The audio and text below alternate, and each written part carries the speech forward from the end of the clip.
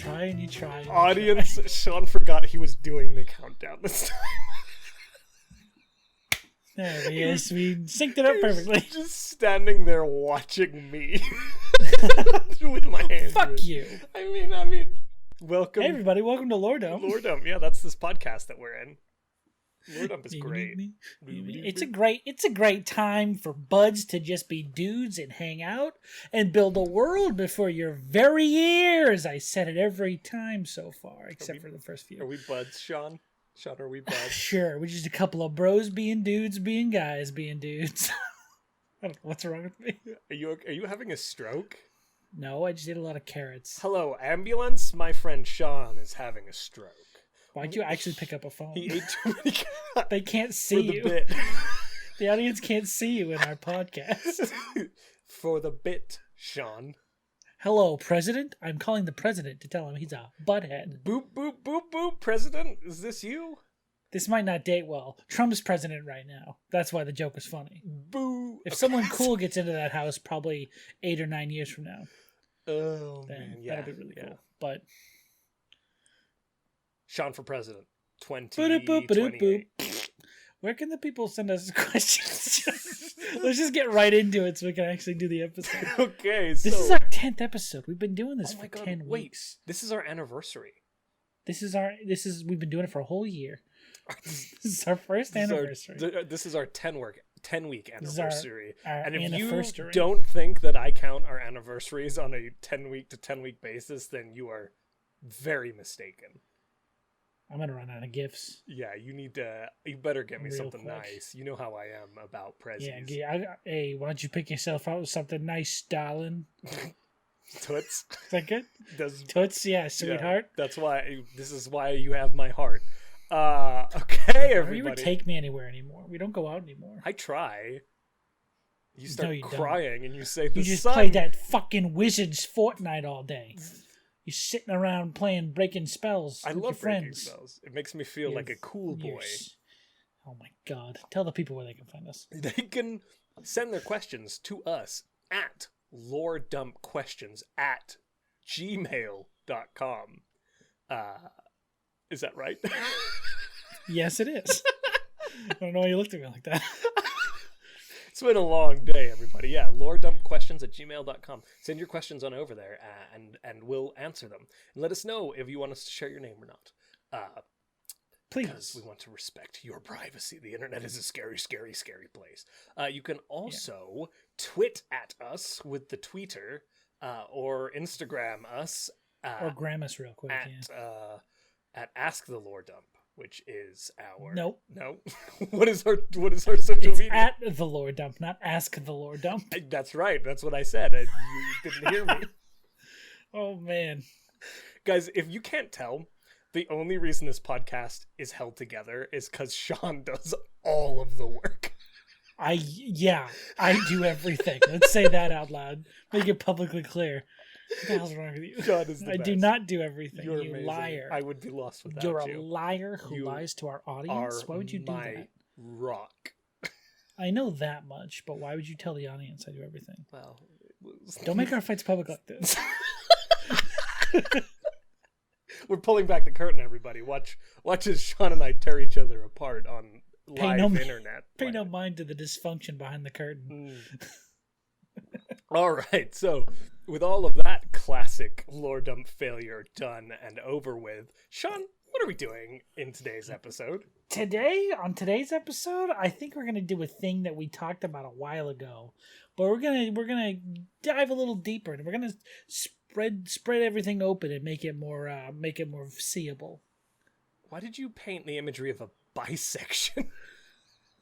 I don't know what you mean. I said we're gonna spread everything open, and you're like, "Why are you cutting dudes in half?" What? That's where my mind went. Right. I have problems. Yeah, but make it mine. Why don't you?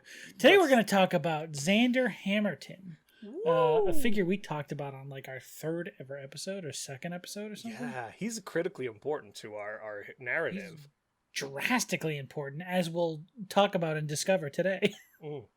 Why we'll probably make him more important. Yeah. So what's the deal with Xander? What do we know? What are the keys? He's a Hamilton meme mostly. Oh, you mean like in the world lore? I mean he's forget that cut. He is You can't cut the from the content. Caribbean. No, he's not Alexander. You're getting Oh, your he's real from life the and homebrew mixed up. tropical part of our ocean. Oh. I don't know how you want to phrase that. Okay. He is human. Okay. We haven't said much else other than that in his name and whose side he picks. So historically, what's important to know here, guys, is that we have 3 continents established. 2 of those conflicts or continents have existing conflicts within them. The elves sent the dwarfs to the continent that the dwarves reside upon in a colonial effort, because dwarves were hardy individuals, good for this sort of work, at least in the elves' perspective. The dwarves found wealth and riches beyond comprehension, fought a dragon, established a city on a mountain, and then said, we don't really want to pay taxes to the elves. And so they rebelled. And Xander Hammerton is a critically important figure in that narrative. And we're going to explain why today. His mother was a prostitute. Okay, but you really are starting in the right place. Where this guy, where's he from, and what's he about? So his mom was a prostitute, and he's from tropical islands that are important to trade. Yes, We're very lean important this to trade. hard. Okay.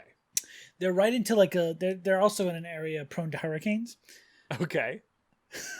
Wait, what if the storm dragon fleeing caused a storm over his islands when the dwarves slew him, and his purpose for going to the mainland was because he was gonna go tell the dwarves off for the hurricanes they caused by slaying the dragon? Well, do the people know about that? No. Do people know that's why? That's true. Because it was the dragon that did it, technically. Yeah, it's the dragon's fault. But I definitely like the idea that this dragon, with his last, not last breath, but in his defeat, he caused a hurricane and it hit the island near the area. Yeah. And maybe Xander left to try and get fiscal support for the islands, and he'd heard that the dwarves had recently stumbled upon riches. Yeah. The people collected money because he was so talented at writing or something that the people impoverished in that nation collected money to put him on a boat and send him to the mainland. Was his mom killed by the hurricane to get or his by education? Disease? Don't forget from when he came. Huh? Disease. Guys, Sean loves this musical, by the way. This definitely no. It's I've never heard of it. What are you talking about? Beauty and the Beast? What is this? Definitely Disease. Yeah.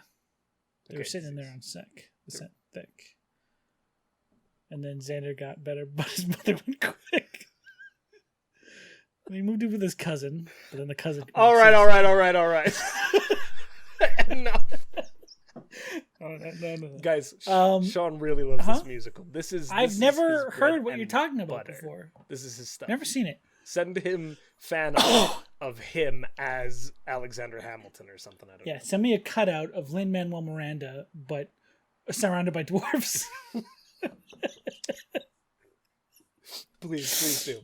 Okay. Oh man. So yeah, he came to this country he came to our main continent after a hurricane destroyed his homeland. Okay. Caused with by the aid of the people. Dragon. Yes, the people. An evil storm dragon. He said, "Yeah, fuck that guy in particular. Hurricane. There's opportunity on this new mainland that's been discovered. I'm going to go there and make money to help my people back on the islands." Pretty much, yeah. What are the islands called? The islands are called the Crescent Isles. This is all going to cut out all this thing and that. We're going to take time to get the name right. What about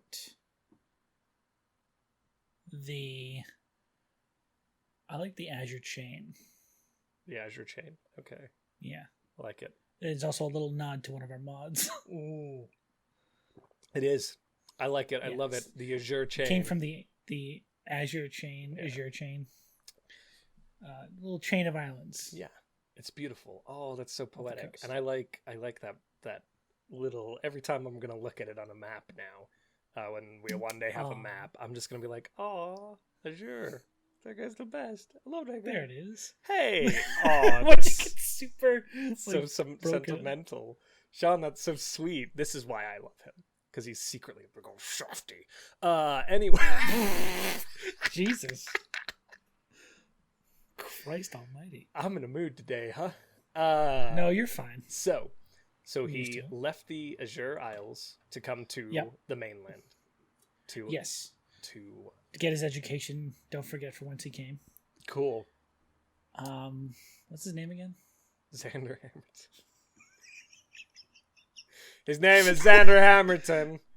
We're trying to That sneak it's as Mr. many of them Xander in, Hammerton. but without you noticing I'm doing it. That's what I'm gonna try and do. You're just gonna try and get me to.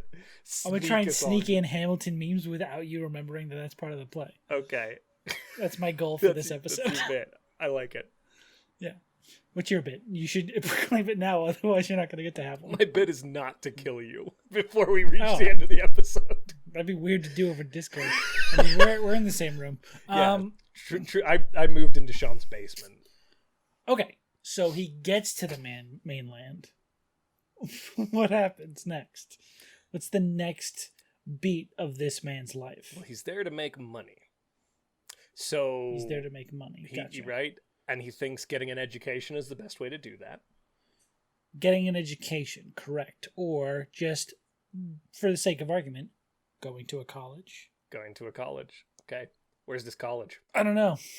I've got no idea, really. So I kind of like the idea of, we've established that, so they're still under, this continent's essentially under colonial rule at this point. Yes. The elves, so there is a port city, a huge port city that currently is the hub of commerce, trade, and traffic coming in and out of this continent. It's the easiest point of access for the elven fleets and dwarven fleets coming from the elven continent.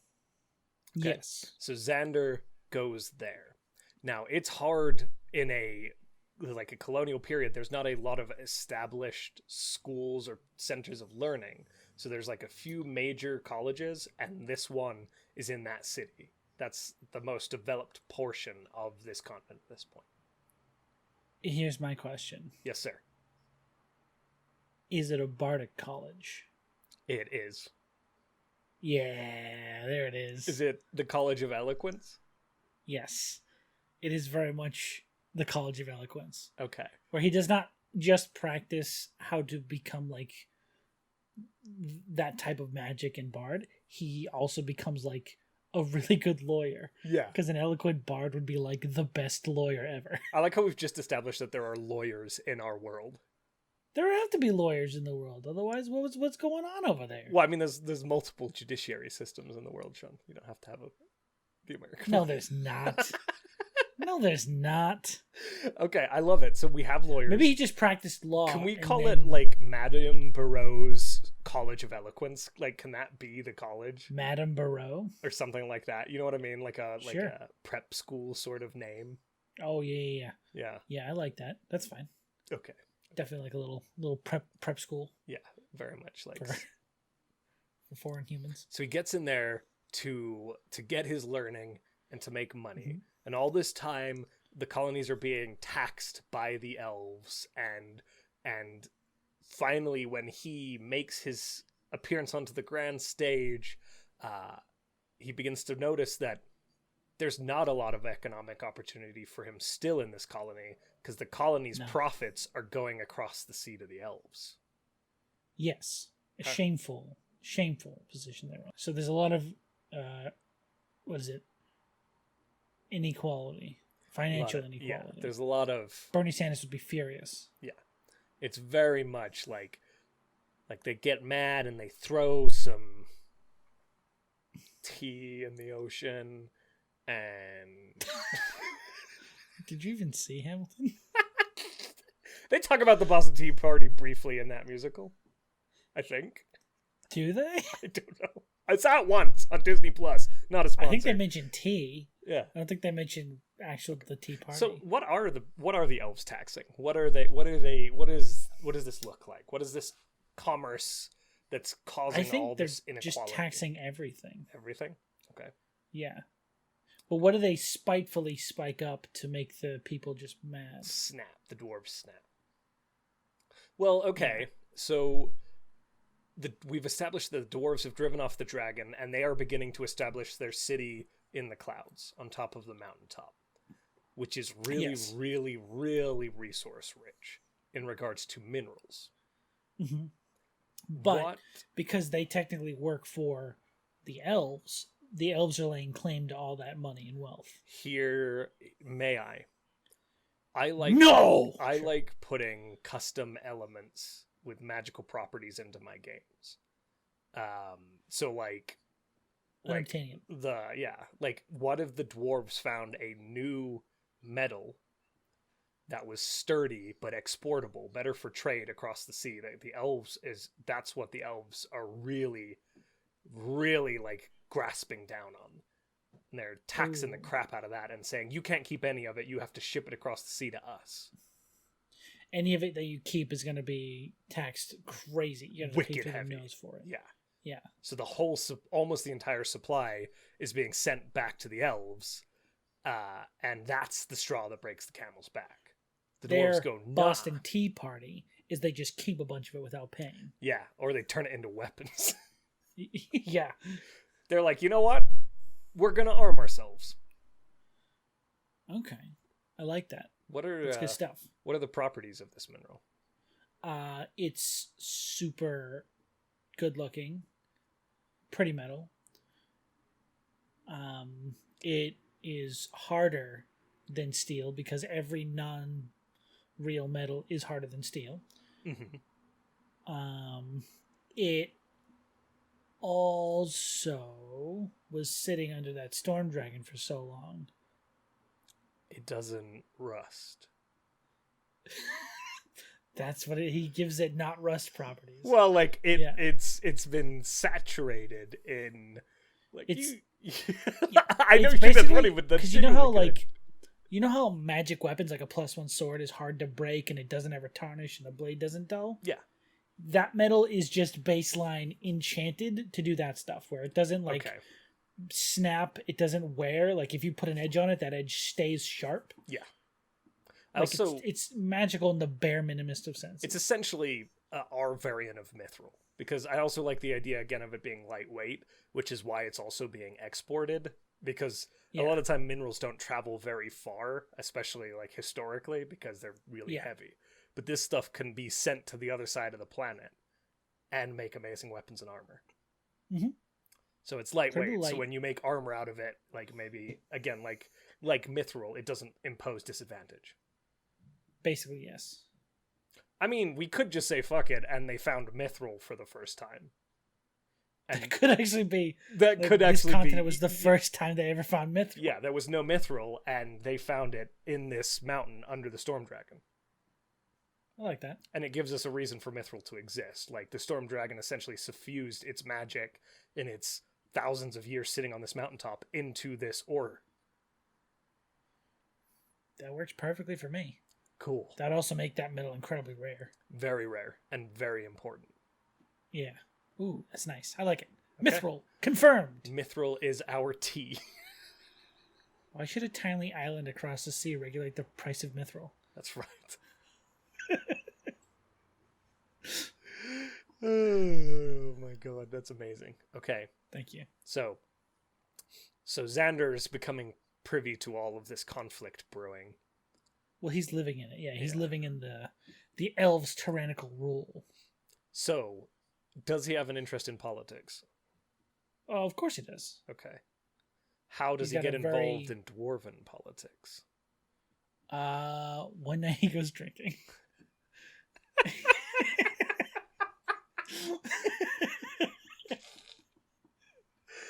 Hear me out.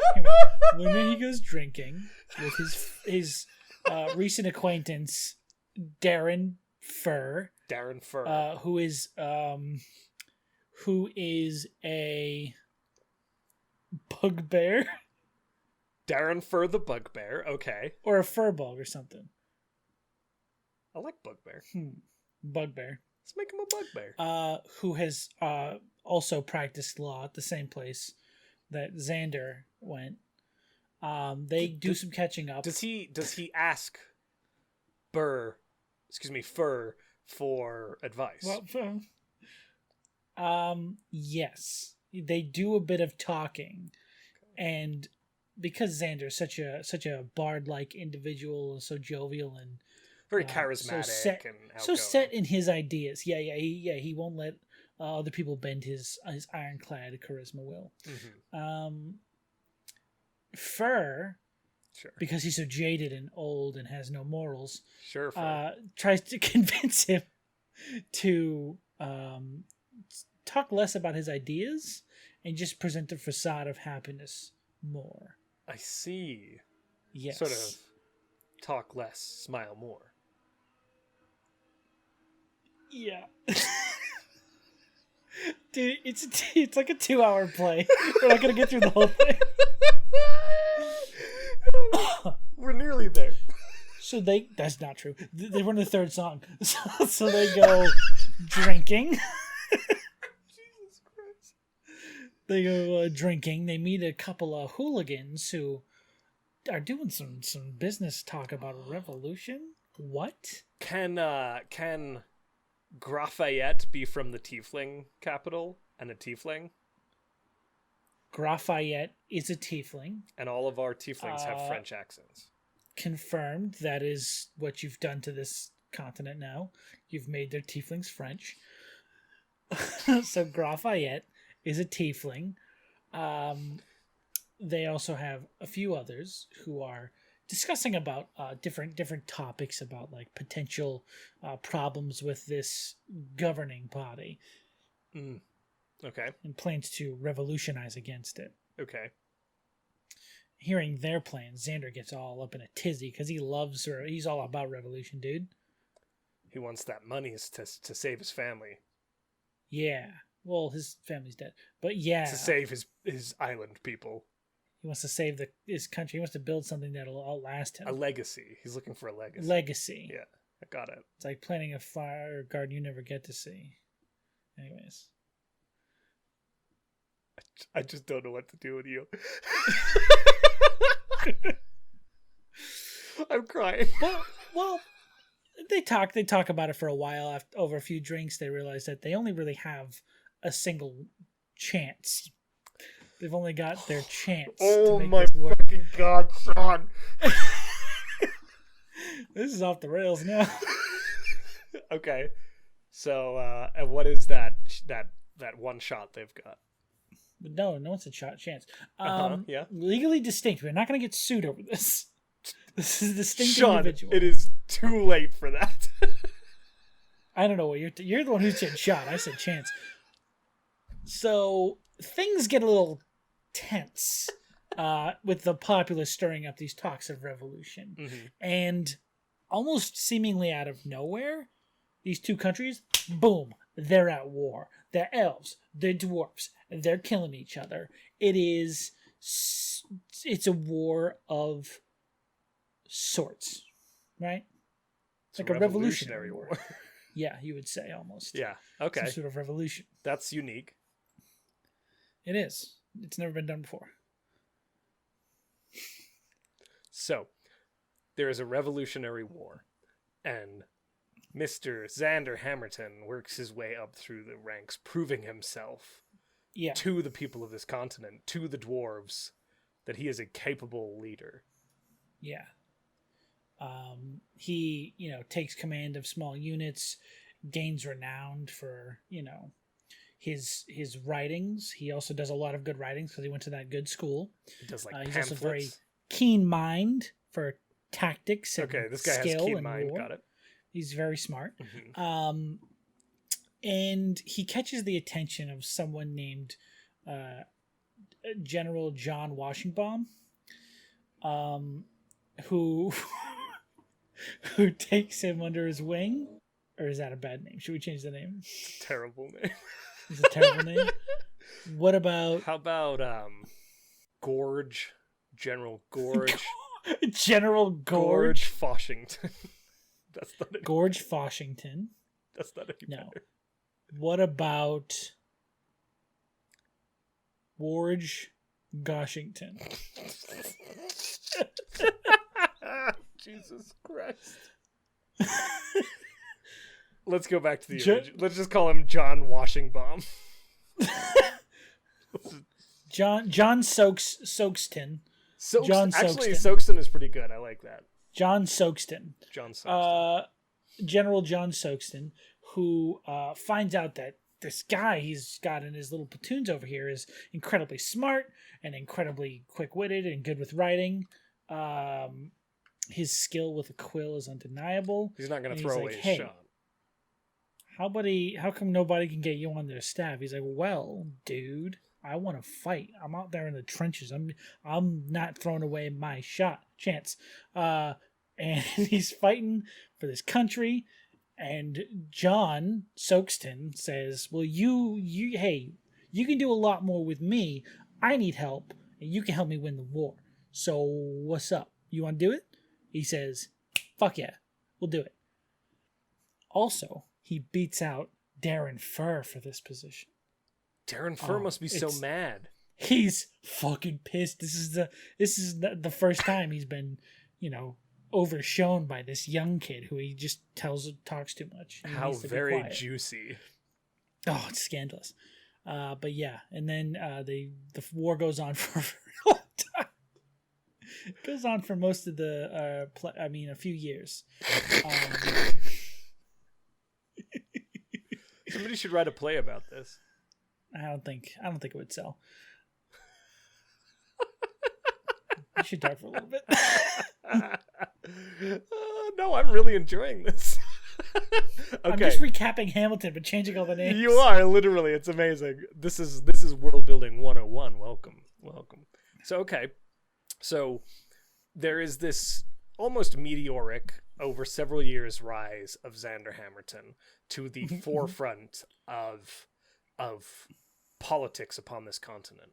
And when the war is over and won by the Dwarves, in part due to the efforts of Xander Hammerton, he becomes a part of the group who establishes their new government, which is, and this is where we diverge, a fiscal bureaucracy. Yeah, they don't have a lot of lawyers there, do they? They don't. we didn't look too far ahead. We didn't really consider the implications of the faction that he was tied to. Okay, instead of a lawyer, he became an accountant. He became an accountant, yes. He became an accountant at the Eloquent Bard College. And he was That's better. A real good accountant, an eloquent accountant. And being an... Okay, we just established Dwarven culture a little bit. Being an eloquent accountant, because it is a part of you maintaining dominance in this structure, is critically important. And our boy Xander Hammerton was the individual who defined that. He wrote pamphlets about how to be an eloquent accountant. Like, he really was the founding father of this system of government in a lot of ways. Yeah, he went and proposed his own form of government, surrounded solely by the fact that you had to be an accountant. Yes, you had to be good at trade, you had to be good at math, and you had to be charismatic and able to present those numbers in a way that brought on the popular vote. Yes. And then whoever had that sort of like wealth pool that was the highest at that event, we like every 5 years, I think it was. Yeah, the accountancy. Episode. That's when you would the accountancy. That's when you would change rulership.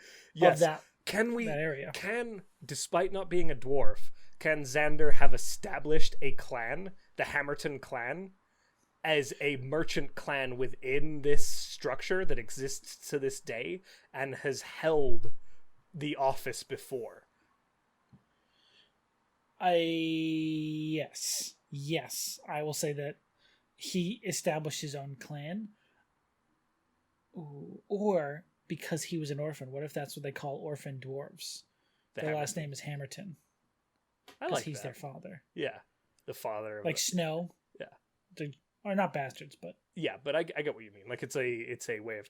I still do like though. Like, no, your idea is better. He should have formed his own clan. well, what if it is renowned for being the orphans merchant clan? Like the clanless will often join this clan.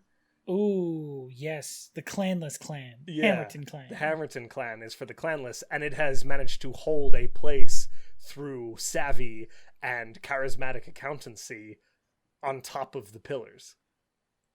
I like that. That's cool. Very good. That's really cool. See, we got here to a place where we could build a little bit on the thing. We got there. Yeah. So anyway, he eventually gets married. Oh my fucking god! No. Well, we diverged pretty well. Now it's its own thing, I think. Yeah, now it really is. Like, it's taken on a bit of a life of its own. Yeah, once they win the war, the rest of it's kind of different completely. Because we've established that it looks a little different. What came out of that was unique. I really like that. So what does he do after the war? And after he establishes this whole governmental system? He establishes the Hammerton clan and continues to grow its wealth and eventually takes the pillar, like takes the Stormcaller's horn for a while. Like there is a period. Is he the only non-dwarf in history to ever claim that horn? Yep, 100%. I like it. I like that. Until possibly in the future, where maybe there's a female dwarf who claims the horn, whose clan claims the horn, or, you know, a Furbog who claims the horn. Maybe like the clans. Darren Fur. Maybe the clans are starting to diversify now, but traditionally, Xander Hammerton is the only non-dwarf to hold the Stormcaller's horn for any period of time. Yeah. Okay, perfect. That is very cool. And before this, like, the people who ruled the pillars were just kind of like, it was a loose confederacy of merchants, but there was no established government. It hadn't become the bureaucracy that it was today. Like, yes, it was constant infighting. Yeah, and he brought order to it. Mm-hmm. But at what cost, Sean? At what cost? What did Fur do? Oh, this is where the story gets kind of sad. So Fur, having been thwarted at all points in life by Xander when he was trying to gain any sort of power in the accounting world, he eventually hears tell that Xander is... This is years later. We fast forward years later after all this has happened. The Hammerton clan is established and doing well. The clan is established, and they're about to hit that time of year where they reassess everyone's wealth. The accountancy has come. Yes, and Xander is hoping to hold on to his horn. There is a rival family. Did you really just say that? Yeah. He's trying to grasp that horn with both hands. Oh, hold it tightly. And then there is a rival family that hopes to take this horn finally away from Xander because he's held it the last 2 consecutive times because he's so good with money. Yeah, real good. So they hire an old adversary who knows him. They find like the best,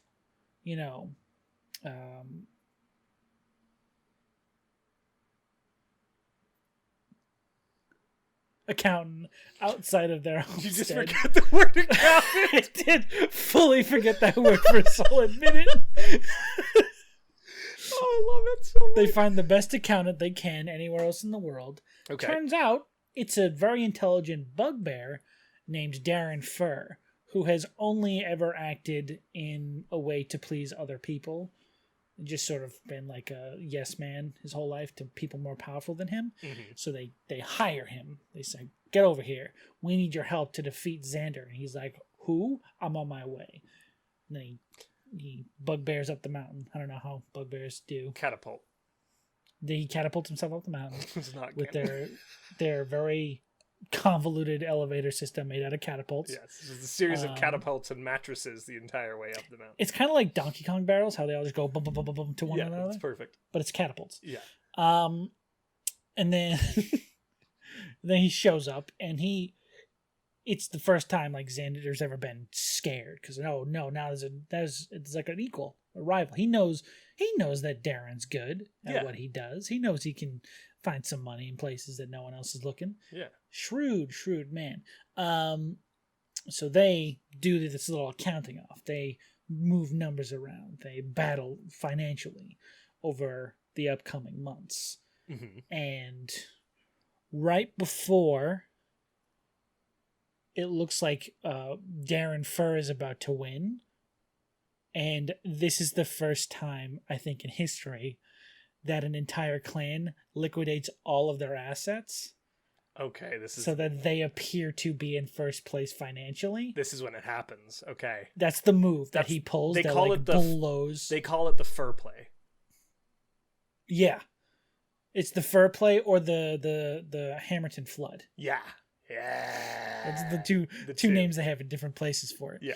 But they surge into the lead, and at this point, Darren's just had it. He's done with this guy's shit. So he challenges him to a fight. And being the honor-bound man that he is, he accepts. And they challenge each other to fisticuffs. They were going to have a beat 'em up, which in his Bardic college days, he did a bit of fighting in the arenas with his hands. You know, he knows how to throw a punch. Okay. One, he underestimated that bugbears have reach for 5 feet. So that was a bad one. 2, Darren brought a gun to the match and shot him.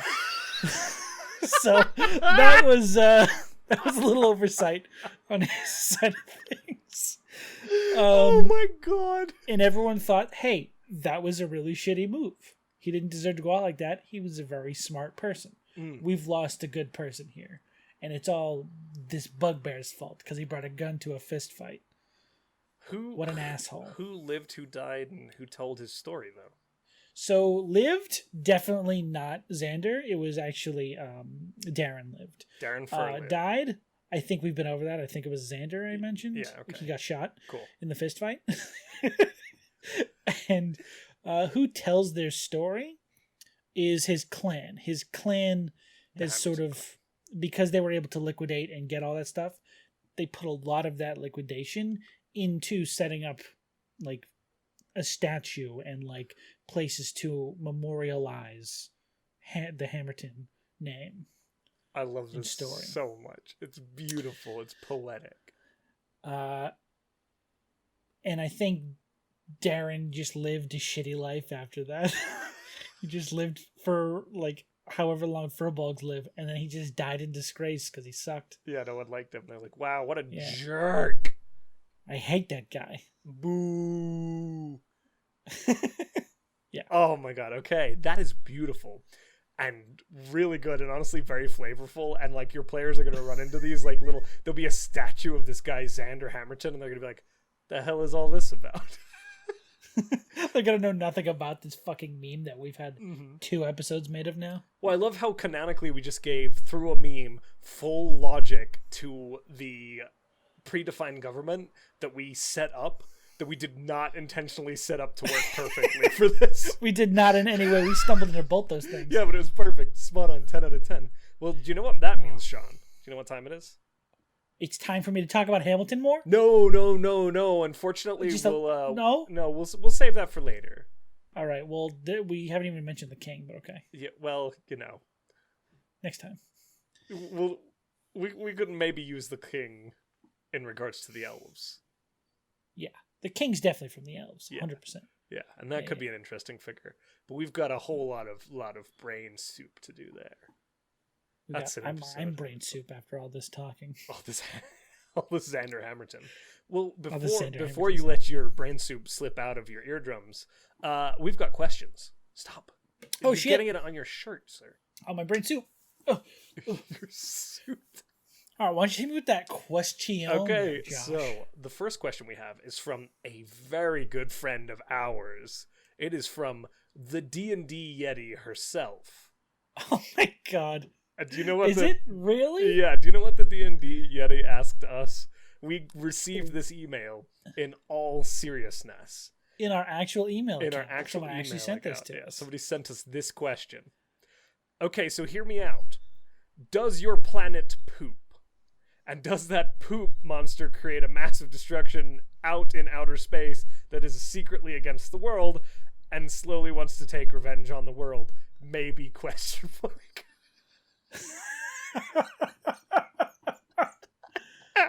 Oh, well, I wouldn't have expected anything less from the D&D Yeti. We love the D&D Yeti. We do. The D&D Yeti. We do.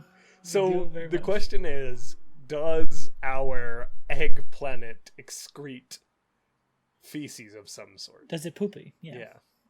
Thank you for making do our planet do a poop? Say it like it said. We take this seriously here, Lord. Okay, let's just for the sake of argument say yes. I like it. What would that look like if we said yes? I don't think it's like a stinky, smelly poop. I don't think it's a dump. Why not? I'm kidding. I mean, okay. Eggs don't poop. Just saying. But well, it's a magic chicken egg, so maybe it does. Yeah. But let's like what? So energy buildup in the core, it excretes. Interesting. In a catastrophic. This doesn't happen often because the lifespan of this thing is essentially infinite and impossible for mortals to comprehend. But once every, 10,000 years maybe, this thing literally sheds residual energy from itself in the form of a planet poop. Sure. Hey, you want to go with it? Actually, I think this is a very interesting thing. I believe this planet has 5 moons. It does. What if every 700 years it just shits out another moon? Yeah! I love it! I really like the idea of it just going, like, the entire Earth quakes and you see... Like, why is there another moon?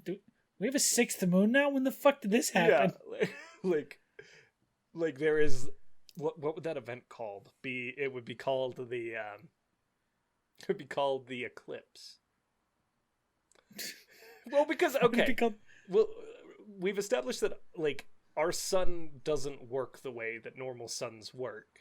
And, like, so, like, theoretically, if I'm cognating this right, they're orbiting around each other directly, but they're much closer together, the sun source and Torag, so the moons don't block out the sun ever. There is no such thing as an eclipse, per the physics that we have defined for this astral body. Can be. It's magic in space and giant chicken but shits. I like the idea of our eclipse is a moon happening. So every time there is an eclipse, it's because a new moon has entered the atmosphere? Yeah. Like, the eclipse is a period where the moon is shifting away into its own orbit from the planet. And that's what eclipses the sun. Because then it's close enough to block light. I like it. I like that. And the moon's orbit, like, literally they get caught in ley lines or, like the magical weave around this egg. Yeah, like an arcane in the atmosphere current. Like, it gets towed into one of those and it just lasts in that orbit forever. And there hasn't been one of those for a very long time. It might be due. It might be coming close. It might be doo-doo.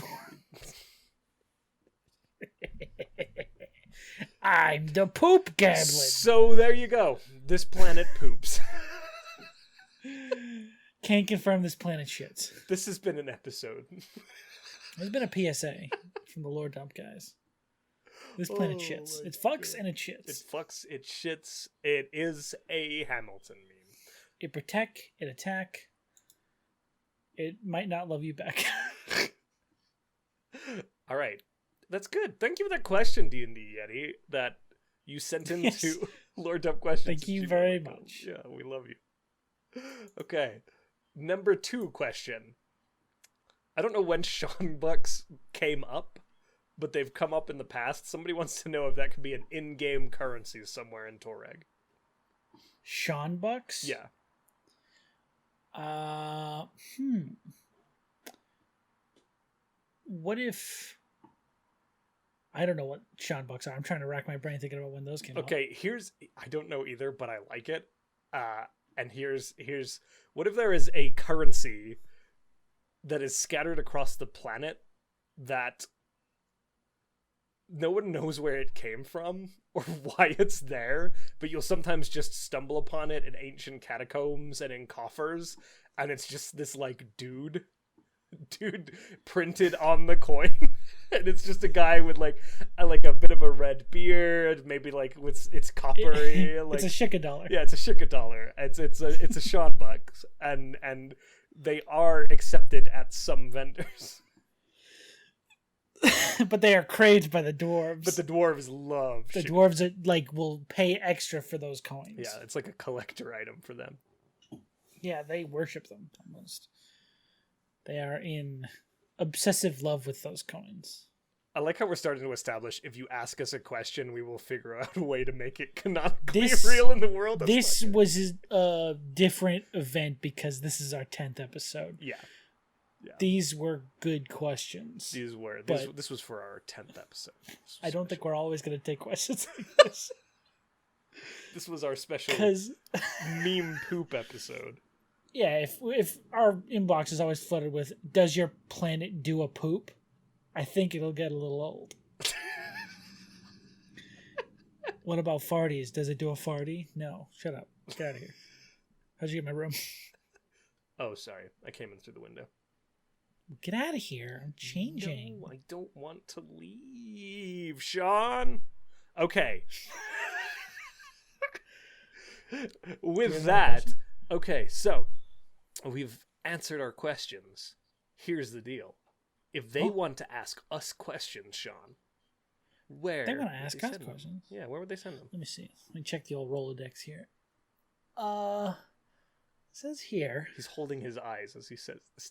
It says here in my mind Rolodex that I keep in my head.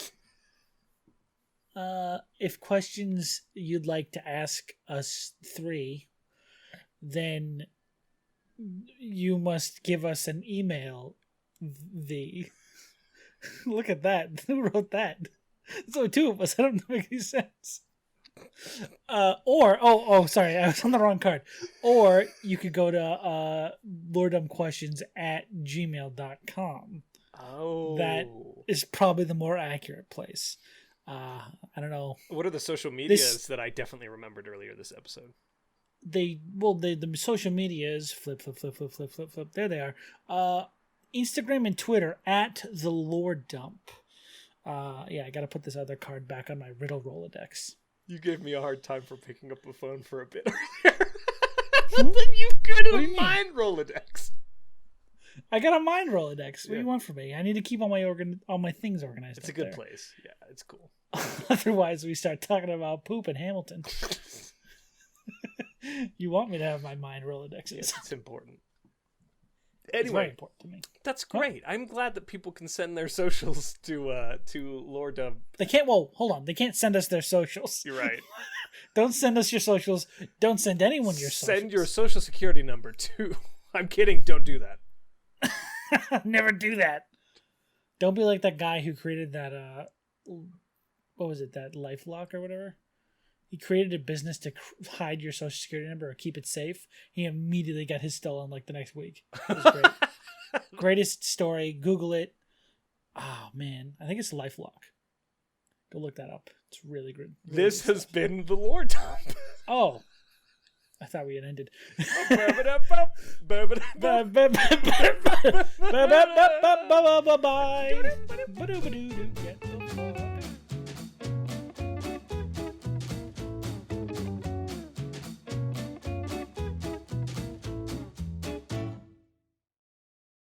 That ended so badly.